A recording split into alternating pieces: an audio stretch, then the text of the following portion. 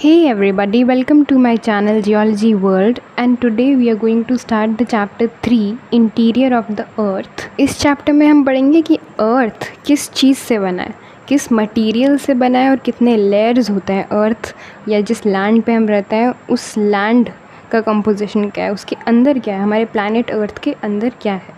अर्थ के इंटीरियर के बारे में जानने के लिए दो एविडेंसेस होते हैं। पहला है सीस्मोलॉजिकल एविडेंस और दूसरा वॉल्केनिक इरप्शन। सीस्मोलॉजिकल एविडेंसेस वो एविडेंसेस होते हैं जो अर्थक्वेक वेव से हमें मिलते हैं। जब भी अर्थक्वेक होता है तो हमें अर्थ के इंटीरियर के बारे में बहुत सारी इन्फॉर्मेशन उससे मिलती है। प्लेसेस पे फ्रीक्वेंटली अर्थक्वेक्स होते रहते हैं, वहाँ के बारे में हमें डिफरेंट इन्फॉर्मेशन वहाँ के इंटीरियर के बारे में मिलती है। दूसरा वॉल्केनिक इरप्शन, जिन जगहों पे वॉल्केनिक इरप्शन ज़्यादा होते हैं वहाँ की डेंसिटी के बारे में, वहाँ के मटेरियल के बारे में, जो अर्थ के इंटीरियर में है उस मटेरियल के बारे में हमें इंफॉर्मेशन मिलती है।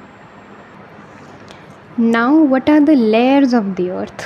Characteristics of the interior of the earth. We know that there are 3 layers of the earth, the crust, the mantle and the core. और ये लेयर्स कैसी होती है? ये एक के ऊपर एक होती है। तो स्फेयर क्या होता है? The upper most layer of the earth. Crust को हम द स्किन ऑफ द अर्थ भी बोलते हैं क्योंकि ये सबसे ऊपर होता है और इसका 33 किलोमीटर्स तक थिकनेस जाता है। The next layer is mantle. Mantle का थिकनेस होता है 2900 किलोमीटर्स और ये क्रस्ट के नीचे आता है। अब मैंटल में भी 2 डिविजन्स हैं, एक है अपर मैंटल, दूसरा है लोअर मैंटल।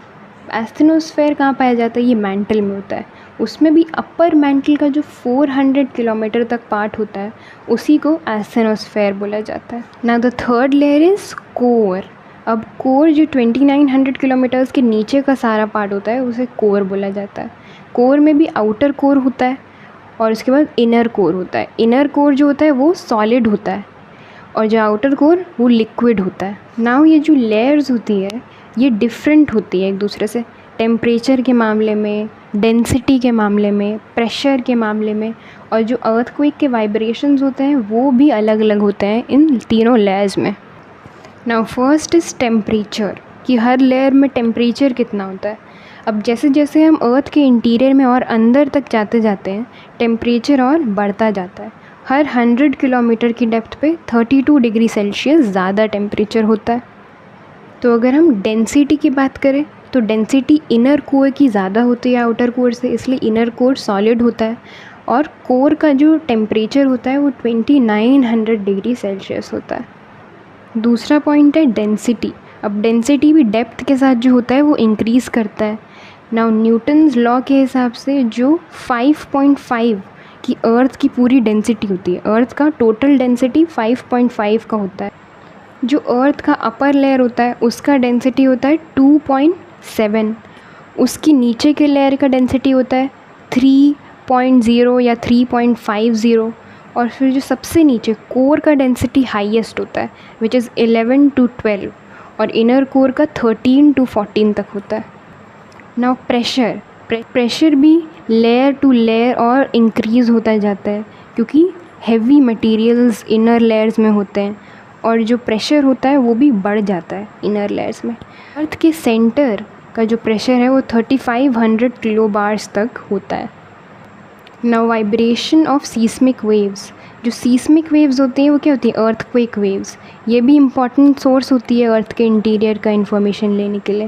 अर्थ के इंटीरियर में 3 तरह की वेव्स होती है, 3 तरह की सीस्मोग्राफिक वेव्स होती है। First is P waves, second is S waves and the third is L waves. First is P waves, जिसे प्राइमरी वेव्स भी बोला जाता है। ये लॉन्गिट्यूड मतलब सीधा सीधा जाती है साउंड वेव्स की तरह ये वेव्स। इनका स्पीड 6 किलोमीटर्स to 8 किलोमीटर पर सेकेंड होता है। सबसे ज़्यादा फास्ट यही वाली वेव्स होती है। सेकेंड इज़ एस वेव्स, जिन्हें सेकेंडरी वेव्स भी बोला जाता है। ये ट्रांसवर्स वेव्स होती हैं, मतलब कि ये किसी भी डायरेक्शन में जा सकती है, सिर्फ सीधा सीधा नहीं साउंड वेव्स की तरह। तो ये लाइट वेव्स की तरह किसी भी डायरेक्शन में चल जाती हैं। इनका स्पीड होता है 4 किलोमीटर पर सेकेंड। जो एस वेव्स होती है ये सॉलिड्स में ही ट्रैवल कर सकती है और लिक्विड में नहीं। नाउ एल वेव्स को सरफेस वेव्स भी बोलते हैं क्योंकि इनका स्पीड सबसे कम होता है 3 किलोमीटर पर सेकेंड, पर ये सबसे ज़्यादा डिस्ट्रक्टिव होती है। सबसे ज़्यादा कम स्पीड वाली ही सबसे ज़्यादा डिस्ट्रक्टिव वेव्स होती है एल वेव्स। ये जो एस्थेनोस्फेयर होता है ये बहुत ही वीक होता है, वीक स्फेयर भी बोला जाता है इसे, क्योंकि ये जो होता है बहुत ही ज़्यादा कमज़ोर सा होता है। इसको बहुत जल्दी किसी भी तरह के मूवमेंट से इसमें इफ़ेक्ट आ जाता है, जो प्लेटोनिक अर्थ के अंदर के मूवमेंट्स होते हैं उनका। ये रीजन जो होता है आइसोस्टैटिक एडजस्टमेंट का रीज़न होता है, डेंसिटी लो होता है काफ़ी। और एस्थेनोस्फेयर को ही लो वेलोसिटी जोन भी बोला जाता है क्योंकि सीस्मिक वेव्स जो होती हैं इसमें बहुत धीरे पास होती है, ज़्यादा तेज़ी से पास नहीं हो पाती है एस्थेनोस्फेयर से। Now will discuss the first layer which is the earth's crust in detail. जो आउटर मोस्ट लेयर होता है अर्थ का उसे अर्थ का क्रस्ट बोला जाता है। ये अदर लेयर्स के हिसाब से बहुत थिन होता है और सिर्फ 33 किलोमीटर्स तक ही जाता है। अब अर्थ का क्रस्ट दो पार्ट्स में डिवाइडेड है, एक है कॉन्टिनेंटल क्रस्ट, दूसरा है ओशनिक क्रस्ट। जो कॉन्टिनेंटल क्रस्ट होता है वो काफ़ी थिक होता है और ओशनिक क्रस्ट उसके हिसाब से थोड़ा थिन होता है। कॉन्टिनेंटल क्रस्ट सिलिका और एल्यूमिनियम से बना होता है जिसे हम सियाल भी बोल सकते हैं शॉर्ट फॉर्म में। इसका डेंसिटी 2.75 to 2.9 तक होता है। ये एसिड रॉक से बना होता है और ग्रेनाइट से बना होता है।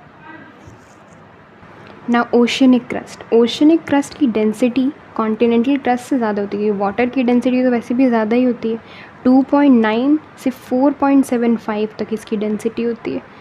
और ये किससे बना होता है?